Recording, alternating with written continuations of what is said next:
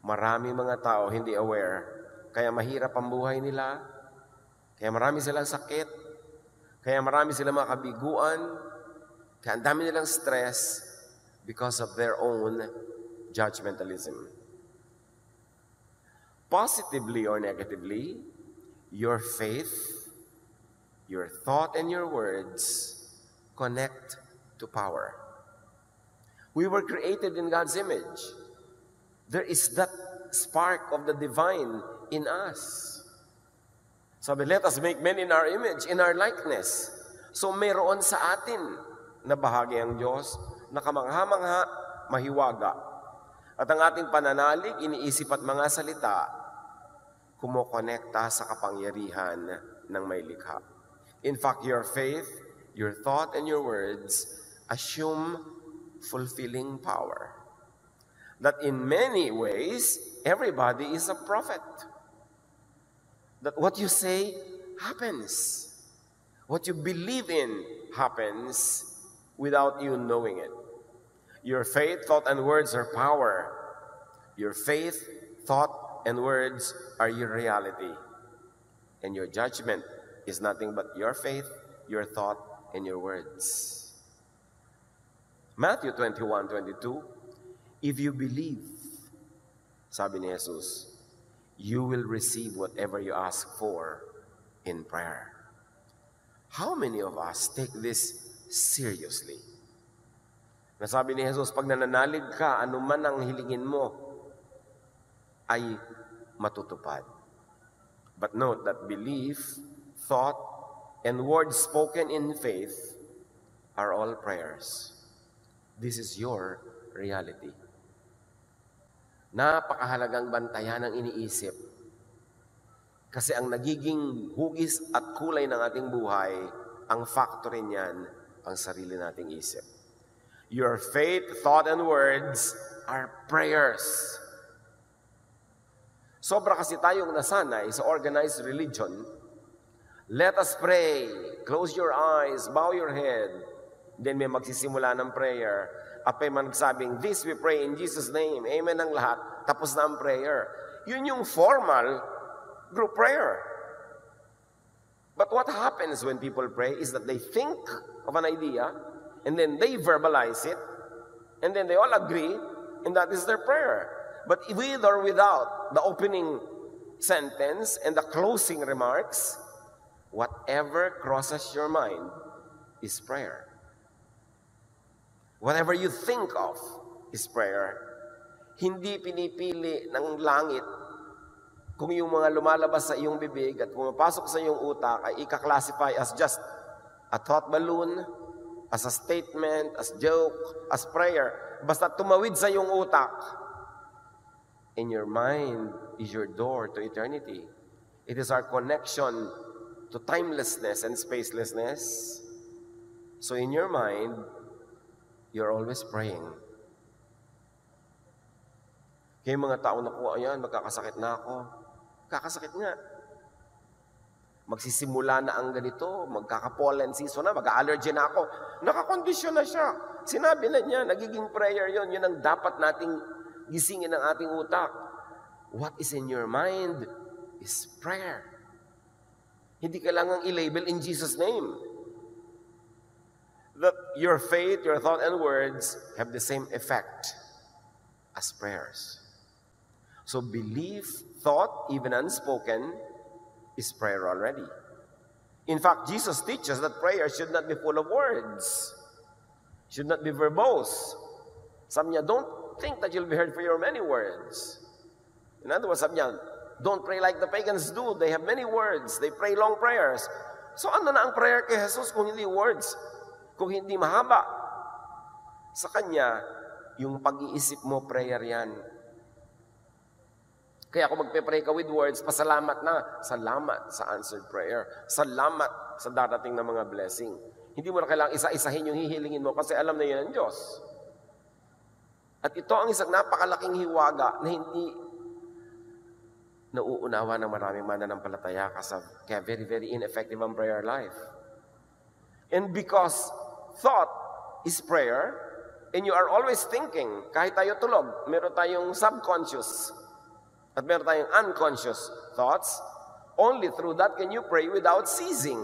Kasi sabi, pray without ceasing. How can you pray without ceasing if you need words to pray? E di pag hindi ka nagsasalita, hindi ka makakapag-pray. Pag tulog ka, hindi ka makakapag-pray.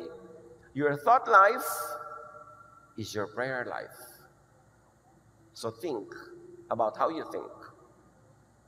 At baka diyan nabubuo ang lahat ng nagaganap sa ating buhay. If you think it and believe it, you are praying it.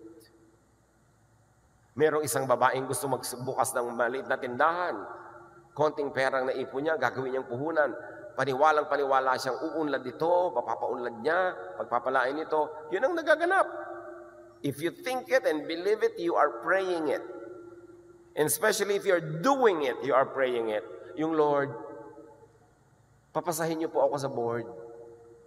Tapos nag-aaral ka, nagre-relax ka, bumapasa ka, lalo kung napatama sa pinag-aralan mo pa, yung itinanong. Magpe-pray ka, Lord, gusto po namin maraming bunga sa aming mga tanim. Pero ano yung action mo?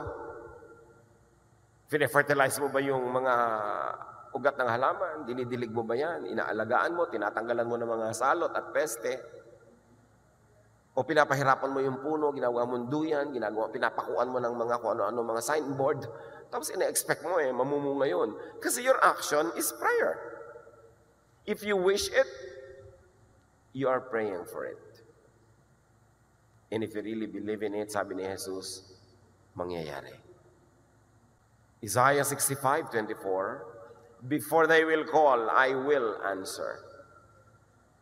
So it means before you open your mouth, actually, nakapag-pray ka na even before that, sasagutin na ng Diyos.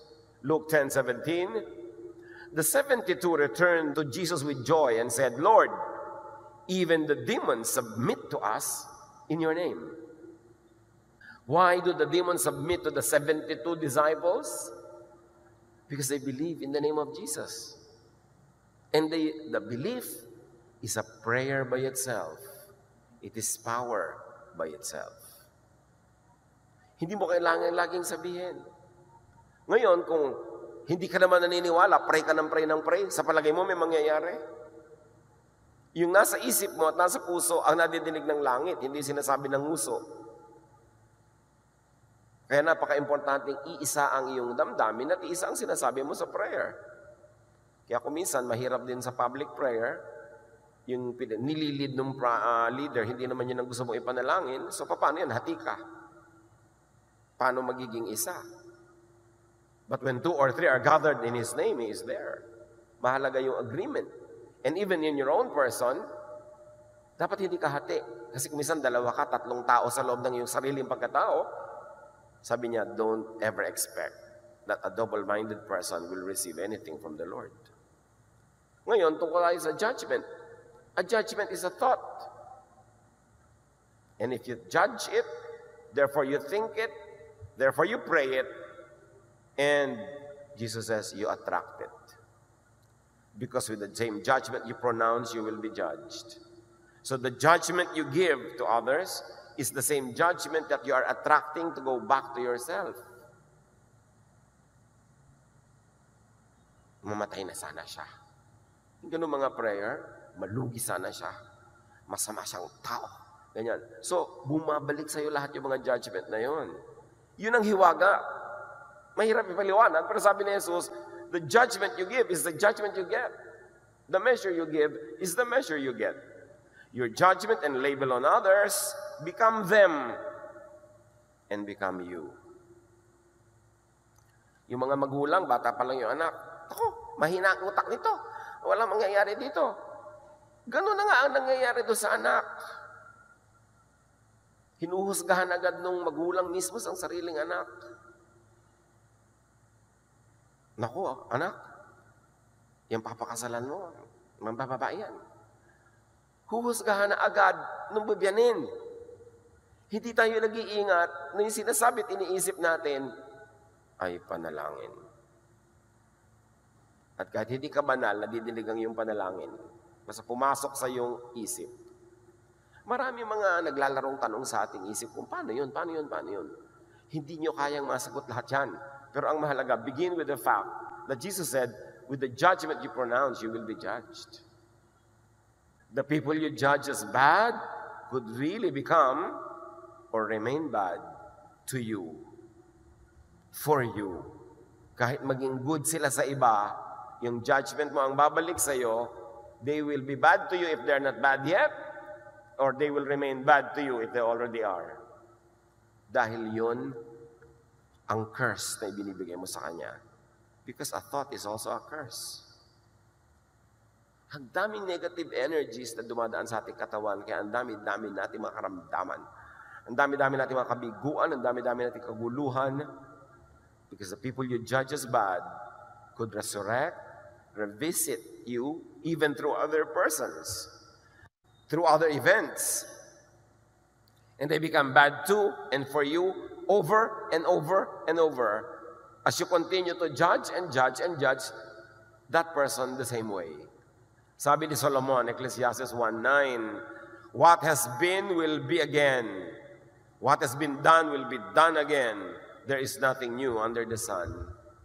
Because when you judge a person, you begin a cycle of energy that goes to the person, then returns to you. And it keeps on going around until you break away from that cycle. Kaya mga nag-aaway, lagi nag-aaway. Bakit yung babaeng lagi nabibigo sa pag-ibig? Bukas siya na naman ang bigo. Next week siya na naman. Paulit-ulit. Meron siyang paulit-ulit na iniisip na siyang nag-i-induce sa lahat ng mga bagay na ito na magpaulit-ulit sa kanyang buhay. Bakit yung nawawala ng cellphone nung pinsan, laging siya? Pag may nawala ng cellphone, siya yun, paulit-ulit. Bakit ito? Kahit ilang puhunan na ibigay mo, laging lugi ng lugi ng lugi. Bakit may cycle sa buhay natin? Inuulit kasi ng utak natin yung climate that creates that. To change the world, to change how the world deals with you, first change your thought, your belief, your word, your prayer about the world. Bakit pag may naapi, laging ikaw ang api? Kasi ikaw may api mentality. Api ako, kawawa ako, di man dapat. Yun ang aatrakin mo. Naku, ayan na, naglalakad na ako, babastusin na ako ng mga lasing. So babastusin ka na nga. Pag yun ang ina-attract mo ng isip, at maaaring yun ang ina-attract ng behavior mo. Kaya paulit-ulit, ikaw ang victim. Bakit laging ganun? Pagka mayroong nakalimot na mga dapat dalhin, the same person keeps doing it. Yet, wala siyang binabago sa paraan ng kanyang pag-iisip. Sabi niya, ay ganyan talaga ako makakalimutin. Ginudge mo na yung sarili mo. Sa palagay mo, iibahin pa ng langit yun. Ikaw na nga nagbigay ng husga Ako kasi talagang alam mo, talunan ako sa buhay O edi talunan, sabi ng langit. Iniisip mo lagi yun Lagi na lang na hindi ako papasa. Kawawa naman ako. These are all judgments. Hindi ko kaya yan. Mark 11:24. Therefore, I tell you, whatever you ask for in prayer, believe that you have received it, and it will be yours. Kaya yung naku, ayan, sabi ko na nga ba, maa-aksidente tayo. Nangyari na. Tuwang-tuwa pa siya na para siyang propeta. Kasi yung mga, ayan, sabi ko na nga ba, babagsak to Sabi ko na nga ba, mangyayari yan. Yun naman pala sinasabi mo Alam mo, kahit hindi ka banal, may kapangyarihan ang iniisip mo. Isang bagay na hindi natin lubos, nanuunawa. Halimbawa, si Jacob, a major biblical person. Nung ipinanganak sila magkapatid na kambal, si Esau ang kambal niya. Genesis 25:26. After this, his brother came out with his hand grasping Esau's heel. So he was named, and read, he was branded, he was judged, and he was prayed for to be Jacob. Nung lumabas yung magkapatid, magkasunod, pero itong si tinawag na Jacob, hawak-hawak niya yung heel, yung sakong ng kapatid niya na naunang inilabas sa kanya. So sabi ng mga nakapaligid, ng mga magulang, you will be called Jacob. Because Jacob means heel grabber. But the real meaning is, Jacob means one who deceives. The given name reflects the parents' judgment, so that Jacob fulfilled it soon enough. Ang dami niyang ginawang pag-deceive, sa kanyang sariling pamilya. May basis naman. Sasabihin nila, hawak-hawak nga eh. Yes. Kahit may basis yung judgment. But when dignified, when mentioned, and especially when immortalized in a name, the idea, the judgment becomes a wish, and it comes true. Same with Judas. Merong nagkwento sa akin, alam niyo po, meron akong kilala, yung anak nila, bata-bata pa, tinawag na nilang Judas. Of course, usual ibig sabihin ng Judas, "Hoy Judas, lika dito. Judas, bumili ka nun." Paglaki talaga, puro kahudasan ang pinagkagawa niya. Sa mga pamilya, bata pa lang, sasabihin ng iba, alam mo yan ang black sheep namin. Tinatawag ka na agad black sheep, labeled ka na, so 99.99% of the time, the person lives up to the label. Because yun ang judgment. Pero sino ang nagdudusa sa pagbibigay ng label? E di yung mga kapwa, yung kasama sa pamilya. Nagdudusa sila dahil may kasama silang Judas, may kasama silang black sheep. Meron naman kabaligtaran. Naku, pinanganak tong bata ito, itong swerte sa buhay namin. At makita nyo, napakarami talaga nangyayaring napapatunayan na siya nga ay related to or associated with a lot of good things happening. Itong Jacob na to, pinangalanan ng Jacob, pinalitan pa uli. Genesis 32:28. Then the man said, "Your name will no longer be Jacob, but Israel, because you have struggled with God and with men, and have overcome." At ganun nga ang nangyari, because Israel means he struggles with God, or God struggles with him. Soon, the nation named Israel was always struggling with God, or God struggling with this nation. Eh, tinawag ng ganun. Change in the man happened as his name was changed. Kaya may mga iba gustong palitan ng pangalan ng Pilipinas eh. Kuminsan meron din naman katuwiran. Kasi Pilipinas, kasong Felipe, nahari ng Espanya, nung natuklasan nila mga pulo na ito, kanilang sinakop. But Felipe also means lover of horses. So yung mga Pilipino are lovers of horses. O kaya, ang nagiging ibig sabihin, lovers named after the man who is a lover of horses. Whatever it means, that's why some people like to change the name. And I'm not here to vote yes or no. But the point is, yung pangalan talaga, kaya mga ibang bansa, nagpapalit ang mga pangalan nila pag naiba na lang yung kailang filosofiya, yung iba politics nila, yung kanilang mga paniniwala bilang isang bansa. Kasi yung pangalan talaga. May mga nanay naman na kung ano pumapasok sa utak nila, isinilang ang bata, papangalang Sipoteka. Ha? Paano iispelin ng Sipoteka? Meron namang Heterobasidyo. Ha? Anong klase mga pangalan nito? So yung mga iba, nagpapalit pa ng pangalan nila legally pag matanda na sila kasi nahihirapan sila doon sa pangalan nila. May mga tinatawag, princess. Alam nyo, hindi ko mo itinawag, nagaganap ha? Kasi kung talagang hindi ka tanggap-tanggap sa kalikasan, iko-correct nila yon. Kaya princess, labas na anak. Nag-aabang ka talaga ng princess ang lalabas. Kung minsan nasa shock ka sa lumabas. So iko-correct ng nature, hoy, hoy, hoy, hoy. Mali ang pagtawag mo. May mga tinatawag na Venus, Adonis. Ang taas tuloy na expectation mo. Diba? So, yung pagpapangalan is a very, very sensitive business. Because judging yan. Sometimes, the judgment is so wrong and presumptuous that it gets corrected dramatically, tulad ng sinabi natin. Meron naman talagang mga tinawag ng anak, pagkapanganak lang, ang tawag scientist. Kasi matalino yan, tatalino yan. Ang hirap tuloy patunayan habang lumalaki na yung bata. Because that also is a judgment and an imposition. Importante ang words. Kaya mga madadaldal, napakaraming mga nasusuot na gulo sa buhay. Hindi nila alam bakit lagi silang naaaway, lagi silang nasasangkot sa magulo. Kasi madaldal. Kung ano-anong pinagsasasabi na prayers. Sometimes naman, in the reverse, the subject of judgment is so blessed that thoughts and words do not work against them.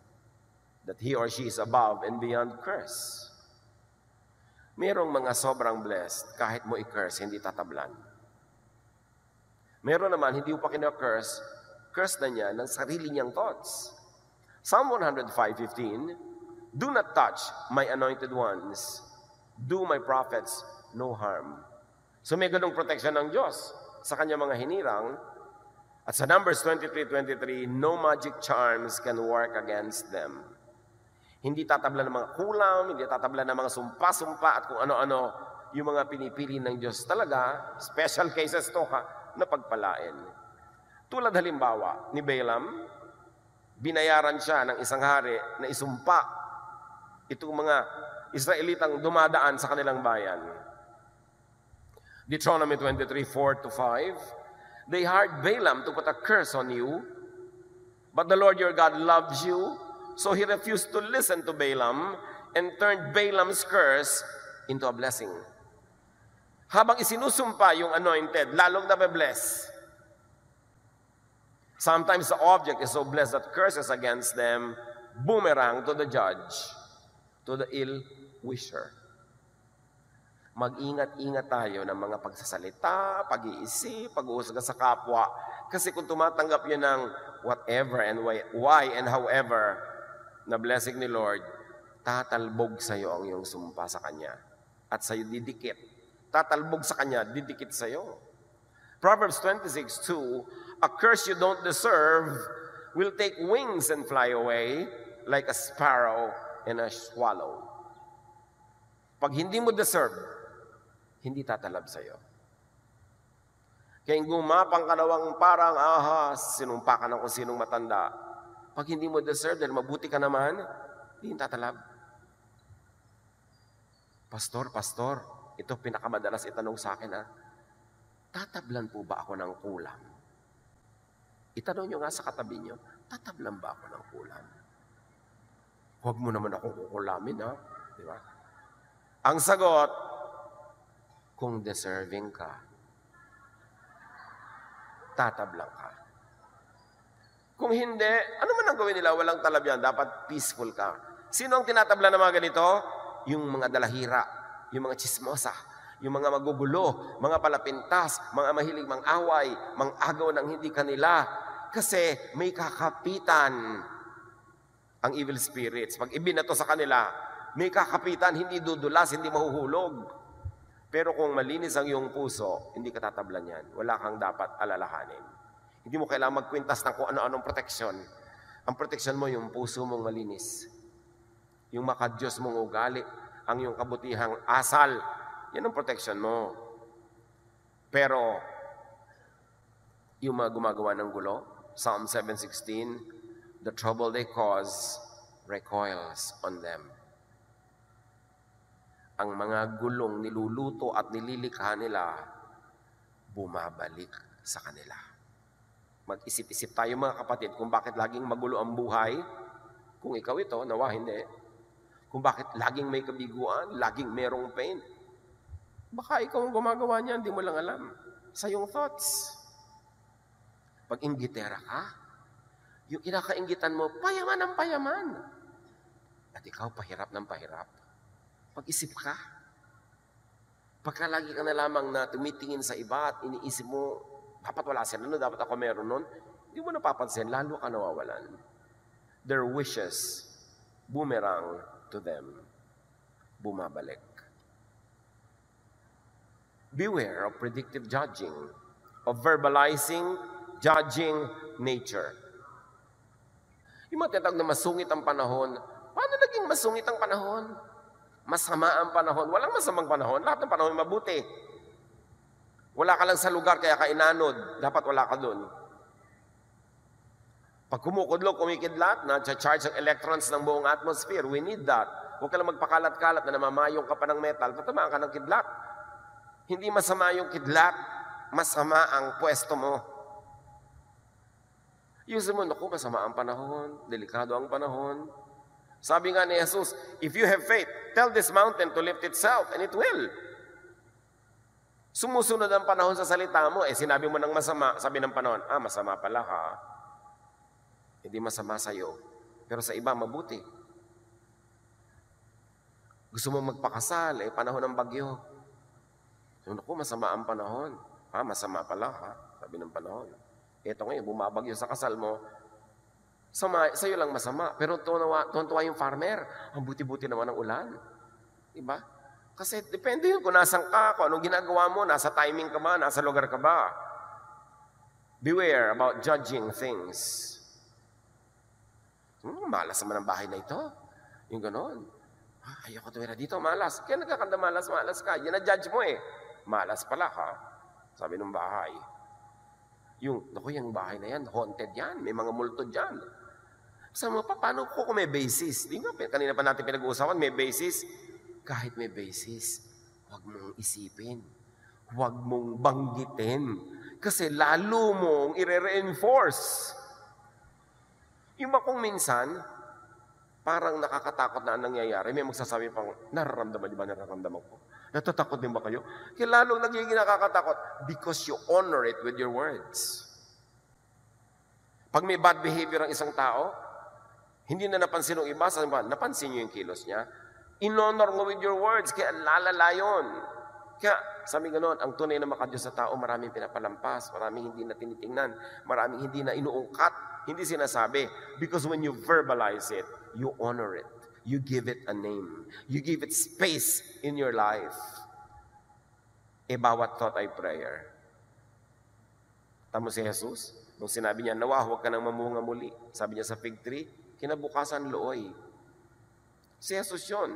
May dahilan siya para sabihin yun. Pero tayo wala dapat ganon. Huy, ba't may ganyang kagahalaman sa bahay mo? Malas yan. Ginudge mo na. Pwede kang may malasin. Ikaw. Yung mga iba dun, pwede hindi sila tablan nun. Pero ikaw ang may sabi, sa puso mo may space, sa'yo maglalanding. Tulad nung pinapakain si Pedro ng mga unclean foods by the tradition of Israel, unclean. Acts 10:15, sabi ng Diyos, do not call anything impure that God has made clean. Marami tayong ganyan ginajudge. Huy, tumutugtog pala sila ng drum. Demonic yun. Ginudge mo na yung drum. Dinyad mo na yung tugtog. Ang dami-dami ng mga Christian na tinatawag na demonic. Hindi naman. Kaya sila pinamumugaran ng demons. Kasi wala silang inuungkat, iniisip, hinahanap, hinahalungkat, kundi demons. Di yun ang prayer mo, yun ang gusto mo, pupuntahan ka talaga. Do not judge places. Yun na lang isang kanta natin, paborito ng lahat ng nagpoprotesta. Yung bayan kong Pilipinas, pugad ng luha ko't dalita. Pambihira namang judgment sa sarili nating bayan yan, talagang pugad ng luha at dalita. Yan ang nangyayari. Bakit hindi natin sabing pugad ng mga tubo at mga negosyo? Bakit kailangan ng pugad ng luha at dalita? Yun ang paulit-ulit, kasi yun ang lagi natin kinakanta. And songs are prayers. Because they are thoughts. Do not judge events.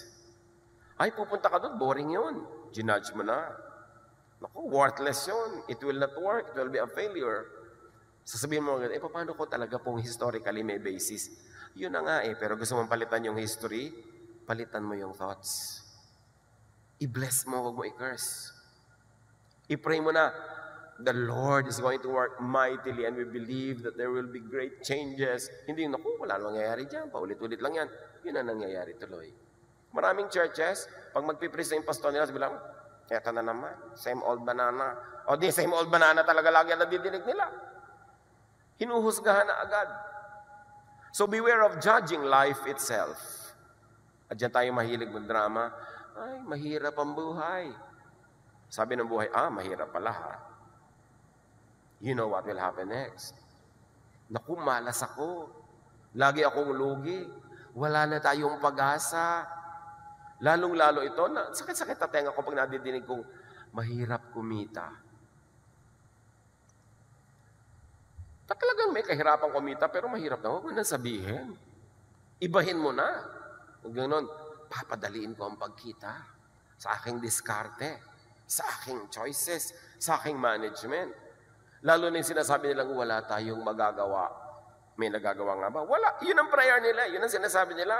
Ganyan na talaga yan. Hindi na yan maiiba. Hindi na mababago yan. Ganito na talaga ako. Mga salita na dasal. And do not judge persons or personalities, mga ethnic identities, nationalities. Gusto mo, ay naku, pagka-driver, babaero. Yung may mga ganun tayo, pagka-marino, naku, ganyan. Pagka-minunal, ay. Di ba? Depende pa kung nasan yung nunal sa likod, nunal sa paa, nunal sa pisngi. Tuhusgahan mo na yung tao. Anak, kung pakasalan yan, may nunal sa pisngi. E di ipatanggal na lang po natin ang pisngi. Diba? E di kalahati naman ang mukha niya, anak. Pumili ka na lang ng iba. Ba't di mo sabihin, the Lord is going to change the life of this person and we will be supportive and we will help. Hindi ganun. Yung mga iba pa, laging, oh, ang Pilipino, ganito, ang Pilipino, ganun. Sobrang laitin ng bayang Pilipinas. Siguro hindi pa nakakakita ng ibang lahi. Pag nakita nyo yung mga ibang lahi, pare-pareho lang. Iba-iba lang ng degree. Meron pa, naku, pag maitim ang gilagid, diba? Ganito ugali niyan, bla bla bla. Judgment. At natutupad. At kadalasan, ang pagkakatupad noon sa'yo, alam mo, pag maitim ang gilagid, ganito ugali, kadalasan ikaw lang yung tatanggap na ganun ugali, yung iba naman hindi.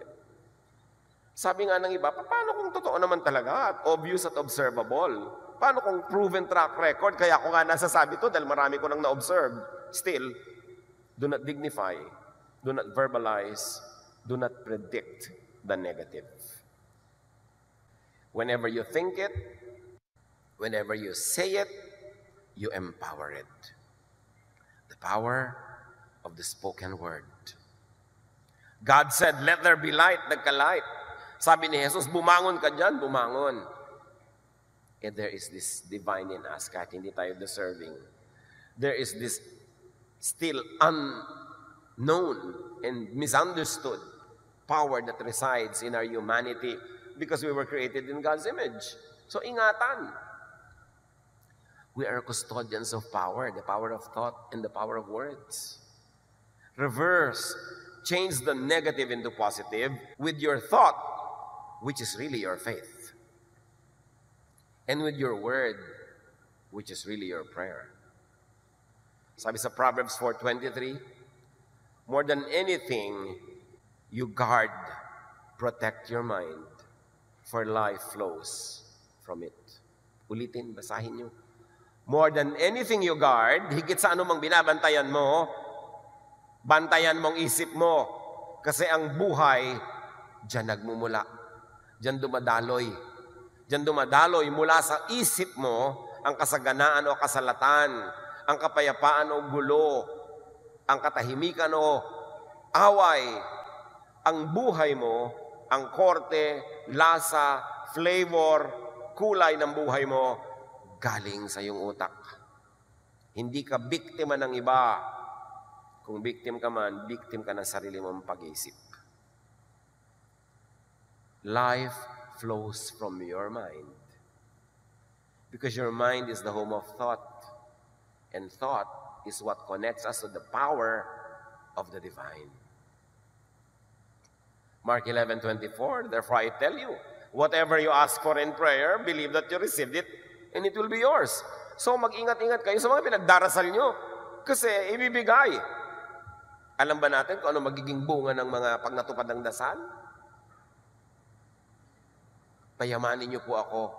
Alam mo ba talaga kung saan ka dadalhin ng yaman kung yayaman ka nga? Mag-ingat-ingat. Mark 11:23, truly I tell you, if anyone says to this mountain, sabi ni Jesus, go, throw yourself into the sea, and does not doubt in their heart, but believes what they say will happen, it will be done for them. Nakakita na kayo ng mga taong visionary, yung ang vision nila kakaiba, hindi karaniwan, hindi ka panipaniwala, pero paniwalang-paniwala sila sa vision nila, samahan mo man sila't hindi, tulungan mo o maging sagabal ka, gagawin nila, nangyayari. Nababago ang mundo, maraming dakilang bagay ang nalilikha ng taong naniniwala sa sarili niyang vision. Because when you believe it, you make the material world bend to make it happen. Yun ang power ng thought. And words are prayers. And because they are prayers, they have consequences. Positive or negative. Matthew 12:36. But I tell you that everyone will have to give account on the day of judgment for every empty word they have spoken. Empty meaning careless, mindless. Why? Because such words could cause calamity. Sabi ganon, sa bawat gulo, hirap, dusa na nilikha ng iyong salita, mananagot ka. Everyone will have to give an account on the day of judgment for every empty word they have spoken. Thought and spoken words have consequences. Our judgment returns to us. What we think, what we say, become us. Become our lives. Kayo mga naniniwalang gagaling sila sa isang matinding sakit, gumagaling. Yun namang iba, nasa kanila na lahat ang medical attention. Dahil hindi sila naniniwalang gagaling sila, wala talagang nangyayari. When you judge a person, when you think that a person does not deserve to succeed, when a person does not deserve to be happy, Proverbs 26:27, if a man digs a pit, he will fall into it. If a man rolls a stone, it will roll back on him. Pagka meron kang hinahandang masasamang bagay para sa iba, in your own mind and in your own judgment, deserve niya yun ang bagay sa kanya, yun ang pupunta sa'yo. Yan daw naguhukay ng mga bitag, sila ang nahuhulog doon. The judgment returns to him. The judgments he gives to others turns on him. And in turn, he is adjudged to be the victim. Pag may tao na gusto niyo siya maging biktima, sa inyong judgment, siya dapat maging biktima, dapat siya magdusa, bumabalik sa inyo yon at kayo magiging biktima at kayo magdurusa. Kaya ang itinuturo lagi sa atin, bless others. Kasi yung blessing naman ang babalik sa iyo. Pero pag nag-iisip at nagbabala ka ng masama sa kapwa, yun ay sa iyo babalik. Lalo kung hindi niya deserve, hindi tatalab, babalik sa iyo. Cause and effect. Thought and word, which is prayer, as cause. And realization of that thought and word and prayer as effect. Laging may cause, may effect. Madalas lang sa buhay natin, nakikita natin yung effect, hindi natin mai-connect sa cause. Ang effect, lagi akong bigo, lagi akong ganito. Ano yung cause? Ano sa ginagawa ko, sa iniisip ko, ang ugat ng mga kabiguan kong ito. To reverse the negative, the unpleasant, the undesirable and painful, reverse your judgment, reverse your words. Pagka hindi ka masaya sa nangyayari sa buhay mo ngayon, balikan mo ang pinagmumulan niyan and reverse your seed, your plant. Pag hindi ka masaya sa bunga. Because what you plant is what you harvest. What you harvest is because that is what you plant. Walang mintis yun.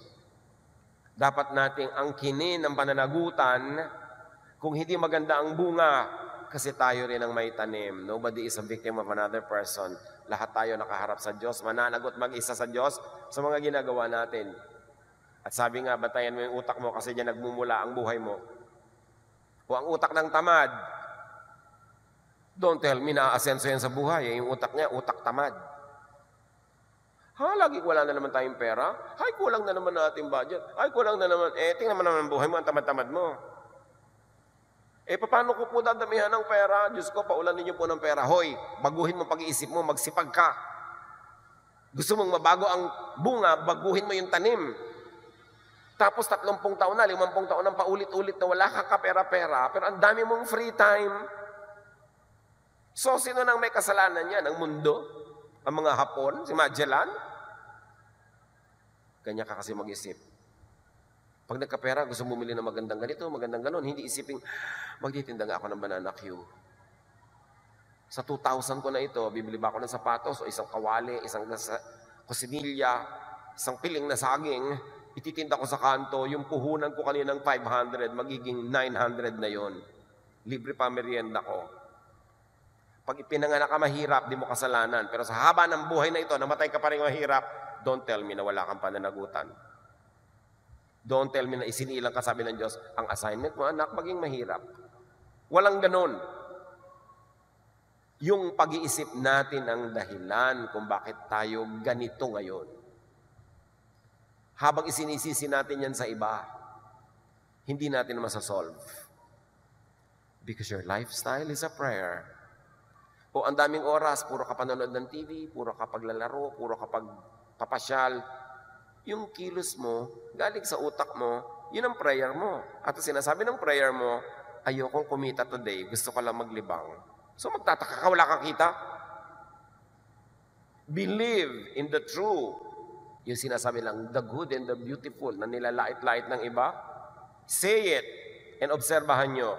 Yung lagi nagsasabi ng true, good, love, kindness, beautiful, look at their lives.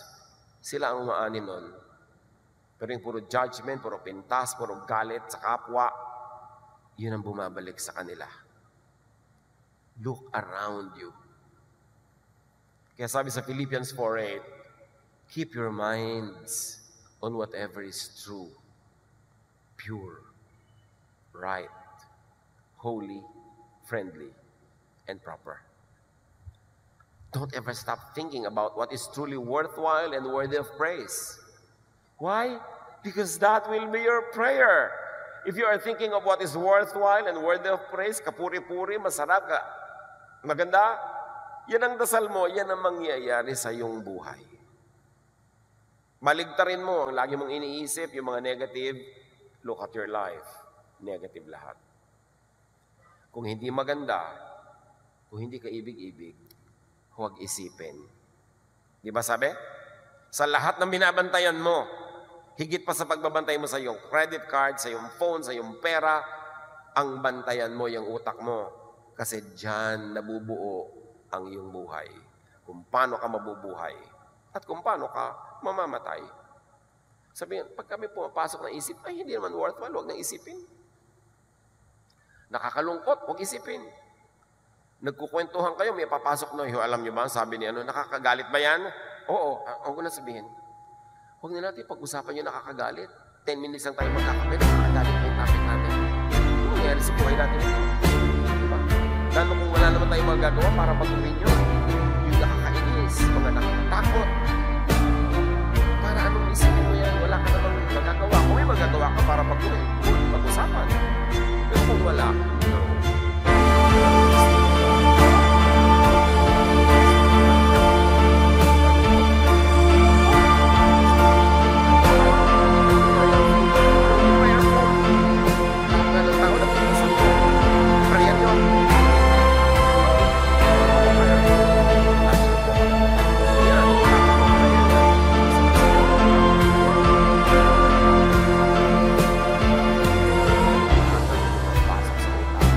Nadodoble ang bisa pag lumabas pa sa bibig. Kaya minsan ka naisip ka na sa loob ng utak mo, hindi na kagandahan. Hindi na sa bibig. Kasi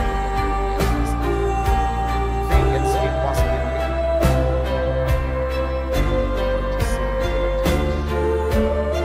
Hindi natin na buhay ng ating bahay, buhay ng ganoon, buhay ng ganyan.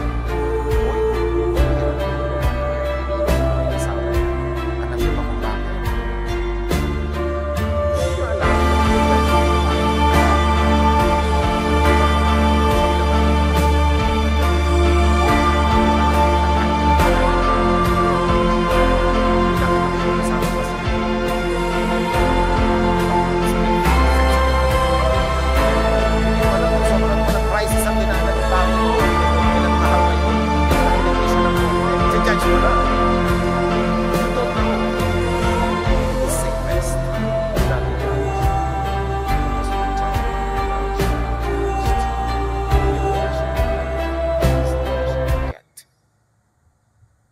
Bless, therefore, with your words,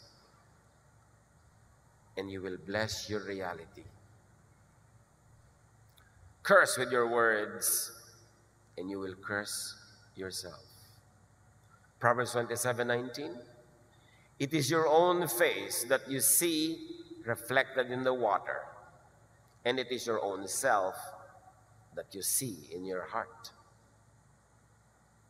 So kung magagalitin yung puso mo, ikaw yun. Mainggitin, ikaw yun. And it is your own face that you see in others. Kaya kung ikaw, mahilig mangupit, pagdududahan mo ang lahat na nangungupit din.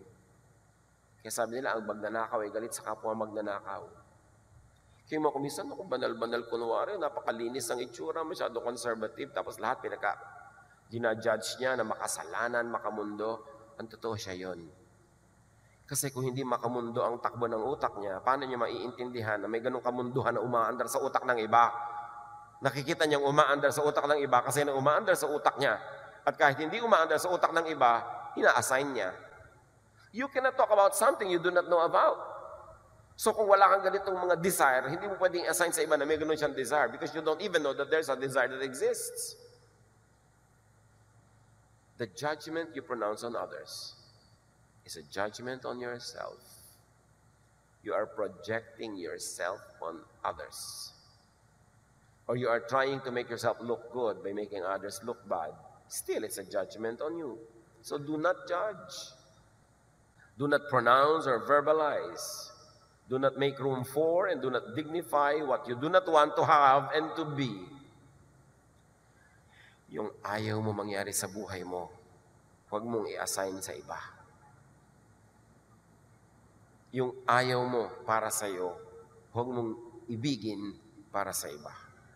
Matthew 7:12, so in everything you do to others what you would have them do to you.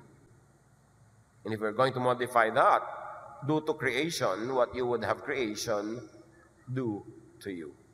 Give, do, think what you want to receive. Yung gusto mong sabihin sa iyo ng kapwa, yun ang sabihin mo sa kanya. Yung gusto mong sabihin tungkol sa iyo, yun ang sabihin mo tungkol sa kanya. Think of creation as you would like creation to think of you. Say to creation what you want creation to say to you. Therefore, be godly, be wise. And the godly and the wise, 1 Corinthians 4:12, when we are cursed, we bless. When you are cursed and you bless, you are godly. Naku, hindi po ako masyadong godly eh. Then, just be wise. Kahit hindi ka banal, maging matalino ka lang, ang isukli mo sa sumpa, blessing. Kasi yun ang babalik sa'yo. Sobra ka namang kulang sa katilinuhan kung alam mo na yung binibigay mo ang babalik sa'yo. Tapos ang binibigay mo pa rin, lason. E di ang nilalason mo, sarili mo. Maging matalino, maging makadiyos. 1 Peter 3:9, do not repay evil with evil or insult with insult. Because you will begin a cycle that will never end. It will be on automatic until you consciously break that cycle. On the contrary, sabi ng verse, repay evil with blessing. Because to this you were called, so that you may inherit a blessing.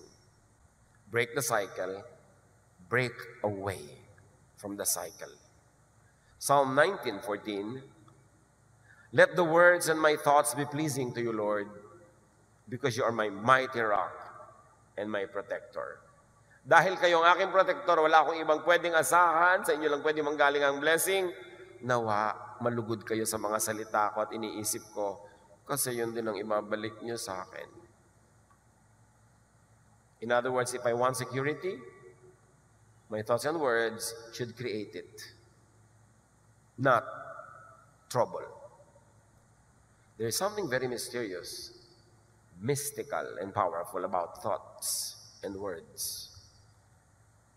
Sabi nga ng Romans 10:9-10, if you declare with your mouth, that is word, Jesus is Lord, and believe in your heart, that is thought, that God raised him from the dead, you will be saved.